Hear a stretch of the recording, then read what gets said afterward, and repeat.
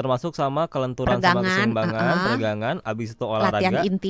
Latihan intinya itu 2 hari dalam hari yang tidak berturutan itu yang anaerobik. 3 hari dalam hari aerobik. Oke. Olahraga bebas saya mau apa tambah aja ya. Tambah pendinginan ya. Oh ya. Olahraganya bebas saya mau apa aja ya, yang penting jenisnya. Yang penting jenisnya.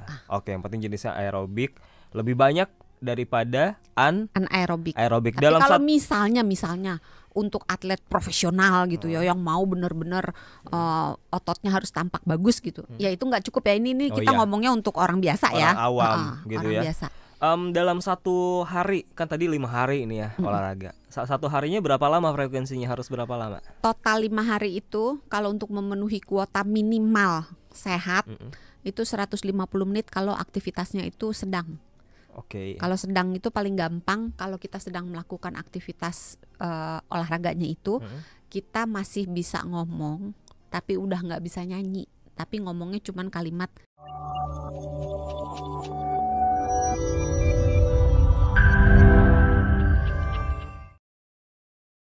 Tapi otot itu kan perlu yang namanya effort, usaha. Gak bisa dengan cara kita tiduran aja sambil berharap ada keajaiban sulap gitu. Atau kayak itu joki Strava, dia yang berkeringat, kita yang dapat pujian. Atau kita berharap dengan membeli suplemen, kita minum suplemen, itu banyak tapi dengan cara banyak tidur aja berharap yang penting otot udah terjadi. minum ini nanti ototnya tumbuh gitu. Nah udah gitu kasih review cuma bintang 1, mana nih udah minum suplemen tiap hari. Olahraganya mana nih? Olahraga kan penting ya dok ya, untuk salah satu ya, menumbuhkan atau membentuk massa otot. Salah satu ya. Kita bicara soal olahraga dulu deh. Olahraga yang ada di bayangan saya tentu angkat beban dong. Iya. Tapi kan masalahnya nggak semua orang mau untuk angkat beban. Sebenarnya bisa aja sih ya. Cuman kan mau atau tidaknya tidak semua orang. Ya. Alternatif selain angkat beban. Jadi sebenarnya gini, kalau kita mau membangun massa otot, mau membuat otot itu menjadi hipertrofi alias besar, maka kita perlu melatih otot itu. Nah, latihan yang paling bagus untuk memperbesar massa otot itu adalah dengan latihan yang namanya anaerobik.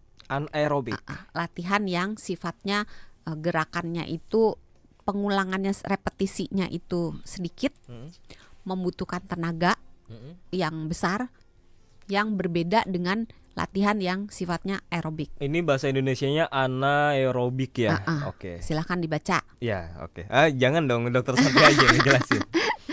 Jadi dengan latihan yang anaerobik itu kemungkinan massa ototnya bertambah itu besar. Tapi kalau latihan yang aerobik, kemungkinan massa ototnya bertambah ada sih, tapi tidak semasif kalau anaerob. Nah, anaerob nggak cuma semata-mata kayak angkat barbel atau angkat apa sih yang di gym tuh yang mesin weight. Oke. Kita samakan dulu ya di bayangan pendengar, kalau aerobik itu adalah olahraga senam, bakar lemak kalori. Kalau aerobik itu sifatnya gerakannya itu ringan, diulangnya berkali-kali dalam jangka waktu yang lama. Kayak contoh nih, lari, senam, jogging, senam, berenang, bersepeda, apalagi ya? Ya olahraga yang umumnya kita lakukan lah ya. Ya. Kalau anaerobik adalah kalau anaerobik biasanya beban menggunakan beban. Bebannya itu tidak selalu dalam bentuk barbel, tapi bisa juga bebannya itu dalam bentuk badan kita sendiri. Misalnya kita push up, kita sit up, kita squat, ngeplank gitu ya. Atau bisa juga dengan menggunakan alat bantu lainnya yang namanya resistance band. Resistance band itu kayak kalau yang low budget pakai karet ban. Tahu yang kayak sabu gitu ya? Ya, itu macam-macam, ada yang bentuknya ada yang bentuknya kayak karet tipis gitu. Kalau misalnya nggak mau pakai handuk juga boleh ditarik. Emang bisa ya kalau penting, resistance band pakai handuk? Walaupun tidak efektif ya. Soalnya kan tidak selalu setiap sahabat Sonora punya kemampuan untuk membeli. Oh iya. Kalau misalnya nggak punya kemampuan untuk membeli, pakai apa yang ada di rumah gitu. Ini murah tapi cuma 60 ribuan ya kan? Ya murah itu kan Relatif. Nggak berani bilang saya. Karena 60.000 bisa menjadi sangat murah bagi orang yang tajir melintir gitu kan, tapi bisa menjadi mahal buat Itu, orang yang jenis olahraganya adalah harus yang anaerobik. iya. Oke. Nggak harus, tapi sebaiknya. Tapi memang harusnya dicampur sih. Dicampur antara anaerobik sama Karena aerobik. untuk mendapatkan tubuh yang sehat dan bugar, itu sebaiknya kita mencampur. Jadi misalnya 3 hari kita pakai yang aerobik, 2 hari yang anaerobik. Yang anaerobik itu sebaiknya dikasih jeda 1 hari. Jadi nggak boleh hari ini anaerobik, besok lagi jadi hari ini angkat beban, besok angkat beban, jangan. Karena otot itu butuh istirahat. Kita sekarang studi kasus. Misalkan saya berusia di bawah 30 tahun ingin membentuk massa otot, ya nggak usah muluk-muluk, nggak usah kayak Adera, yang penting massa ototnya ada aja kelihatan ya. gitu ya. Yang sehat harus lah. apa yang harus saya lakukan untuk olahraga, Dok? Apa kalau dari rekomendasi Dokter Santi?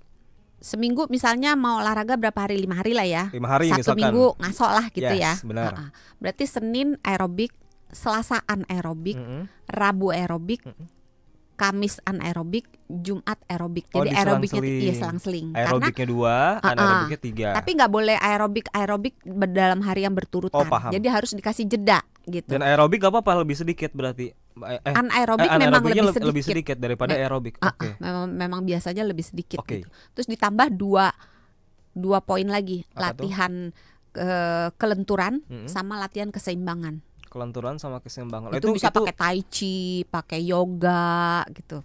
Atau bisa dicampur ke bagian pemanasan maupun pendinginan gitu kan. Ingat dong yang kita angkat kaki sebelah gitu, terus diregangin gitu. Dengan ngangkat kaki sebelah kan kita menjaga keseimbangan juga gitu. Jadi itu bisa dicampur ke dalam. Dicatat ya sahabat Sonora, pertama pemanasannya harus yang include sama latihan kelenturan dan keseimbangan. Nggak harus, kalau mau dipindah latihan kelenturan dan keseimbangannya di Sabtu dan Minggu juga Tapi boleh. Tapi biar anggaplah biar nggak ribet ya. Biar nggak ribet boleh dicampur. Jadi ada pemanasan, udah termasuk sama kelenturan sama keseimbangan, peregangan, abis itu olahraga. Latihan intinya itu 2 hari dalam hari yang tidak berturutan itu yang anaerobik. 3 hari dalam hari aerobik. Oke. Olahraganya bebas saya mau apa tambah aja ya. Tambah pendinginan ya. Oh ya.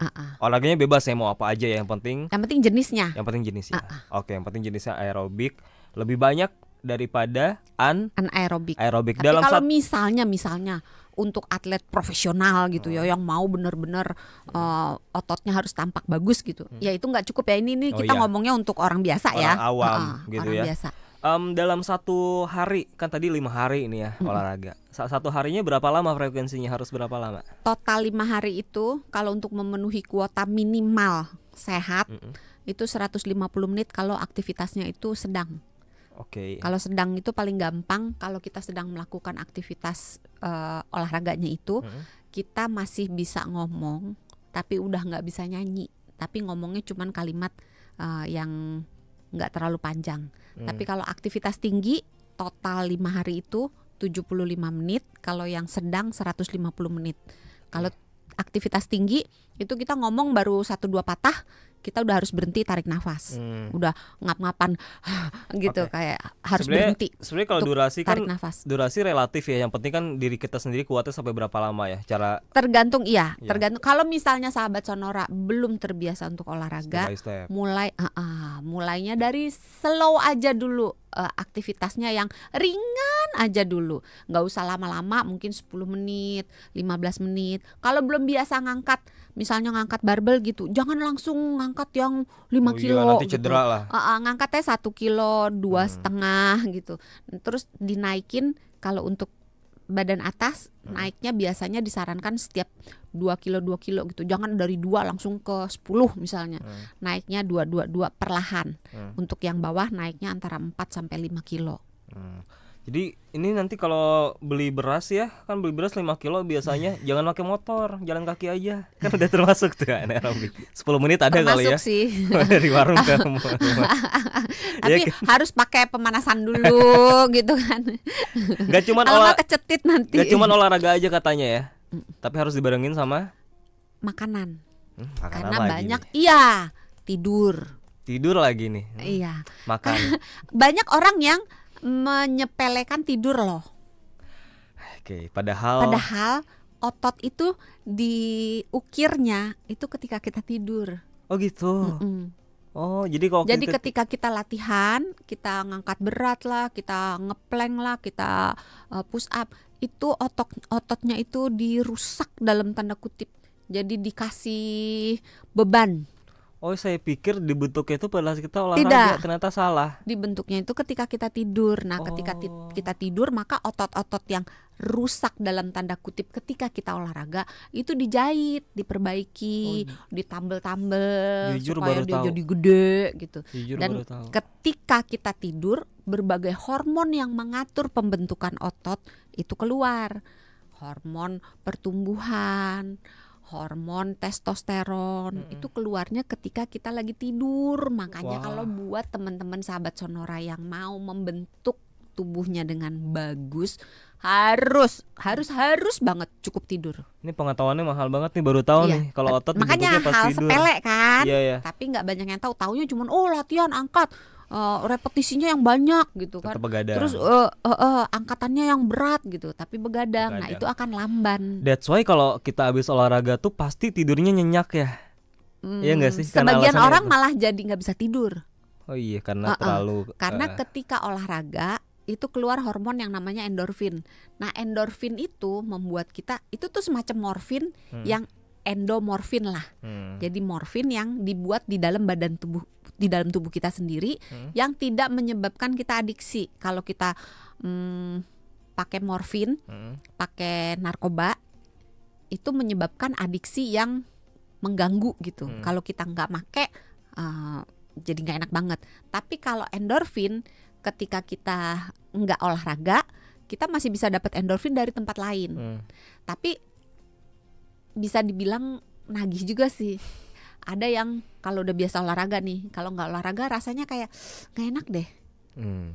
Nggak biasa olahraga sih. Ada nggak sahabat Sonora yang biasa olahraga, coba rasanya kayak nggak olahraga tuh kayak aduh ada yang kurang dalam hidup gue gitu, kayak nagih gitu. Nah iya itulah endorfin gitu. Nah itu yang bisa bikin beberapa orang susah tidur setelah olahraga kalau jam olahraganya dekat dengan jam tidur. Harus diimbangi sama tidur pertama, sama makanan juga. Makanan ada yang perlu diperhatikan banget, nggak harus makan ini itu untuk bisa mempercepat pertumbuhan massa otot. Kalau kita bicara untuk orang biasa ya, maksudnya bukan untuk atlet ya. Itu makanan yang perlu dicukup itu biasanya protein. Telur. Jadi ada makronutrien, ada mikronutrien. Makronutrien itu adalah nutrisi zat gizi yang kita butuhkan dalam jumlah besar. Ada protein kita butuh, itu pasti ya. Tapi orang nggak tahu bahwa kita juga butuh lemak baik. Kita juga butuh karbohidrat untuk membentuk si otot ini. Taunya kan cuma protein doang gitu kan. Telur. Iya kan? 10 biji. Terus nggak makan lemak baik, nggak makan karbohidrat. Padahal untuk mendapatkan otot yang bagus kan tubuh harus membakar energi kan. Nah untuk membakar energi, karbohidrat adalah sumber energi. Jadi harus dikasih bahan bakarnya gitu. Terus untuk membentuk hormon, karena ingat otot itu pembentukannya diatur sebagian oleh hormon. Nah, hormon membutuhkan lemak untuk dibuat. Kalau lemaknya kurang, hormonnya kurang. Kalau hormonnya kurang, maka pembentukan ototnya tidak berjalan dengan optimal. Jadi, tapi jangan mentang-mentang dokter Santi bilang makan lemak gitu langsung auto gorengan gitu. Bukan, maksudnya lemak baik. Lemak baik gitu. Lemak baik bisa alpukat, kacang-kacangan, ikan berlemak gitu. Ya kalau protein, ini pengetahuan tentang protein juga susah ini. Karena nggak semua masyarakat Indonesia itu mencukupi kebutuhan proteinnya karena mereka nggak ngerti. Jadi protein itu terbagi ada protein hewani dan nabati. Dua-duanya boleh dipakai. Bukan berarti kalau orang yang vegetarian misalnya, susah nih membentuk massa otot. Enggak. Asal tahu apa aja yang mengandung protein tinggi itu bisa mencapai pemenuhan kebutuhan protein. Nah, kebutuhan protein itu kurang lebih 1 sampai 2 tergantung orangnya sih mau kejar seberapa ototnya besarnya. dan tergantung kesehatannya, ginjalnya bagaimana, hatinya bagaimana, ada pantangan nggak untuk makan protein gitu. Nah, biasanya saya pakai antara 1 sampai 1,2 per kilogram berat badan per hari. Nah, katakan misalnya orang yang beratnya 60 kilo, 60 kali 1 gram berarti kan setiap hari orang yang beratnya 60 kg membutuhkan 60 gram protein. Yep. Nah, sekarang nih saya baca nih ya. Satu telur itu proteinnya 6 gram. Jadi kalau misalnya dia 60, kita pakai angka 1 gram per hari, dia untuk mencapai kebutuhan dia harus makan 10 telur per hari. Padahal kalau pola makan kita makan telur cuma berapa? Ya, paling makan siang, makan malam. Iya, mentok 2 ya, iya kan? 1 kali makan. Nah, 4. berarti kan kurang. Tapi tidak berarti harus makan telur 10 doang gitu pilihannya. Karena hati-hati, telur juga kan ada kolesterolnya di kuningnya. Kalau putihnya nggak ada ya.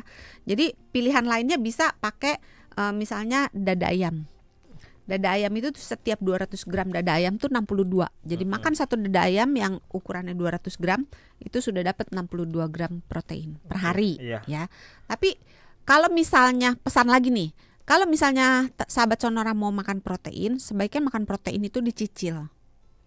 Jadi jangan misalnya langsung 60 gram protein, misalnya satu dada ayam langsung brek dalam satu saat langsung blek dimakan gitu. Karena tubuh kita punya keterbatasan untuk mengolah protein. Ini sering kesalahan juga nih. Jadi sahabat Sonora makannya langsung blek banyak proteinnya. Nah, misalnya makan siang langsung blek banyak, makan paginya enggak, makan malamnya enggak. Nah, satu kali ini akan lebih optimal kalau misalnya yang 200 gram dada ayam dibagi jadi 3. Misalnya 200 bagi 3 70 ya, 70 pagi, 70 siang, 70 malam. Oke. Akan lebih efektif karena penyerapannya jadi lebih baik. Jadi protein, lemak plus karbo itu yang makro. Masih ada yang mikro. Yang mikro tuh kita juga butuh zinc, butuh vitamin D, butuh vitamin C. Banyak. Iya. Butuh kalium, butuh kalsium. Jadi susah juga kalau cuman ngandelin protein doang. Karena ototnya bagus, tapi yang mengisi otot itu ada yang namanya kolagen. Nah, kolagen kalau vitamin C-nya kurang, kolagennya kurang. Makanya jangan terpaku hanya di protein gitu. Makanan, vitaminnya juga harus diperhatikan. Iya. Oke. Kita tidur juga ya. Oke. Kalau makanan makro tadi saya udah catat protein, lemak, karbo. Jadi bisa tuh ya mie instan, pakai telur, pakai dada ayam, pakai sayur, ditambah kuah, ya kan? Kan mie ayam kan. Sekali-sekali nggak apa-apa ya, sekali-sekali.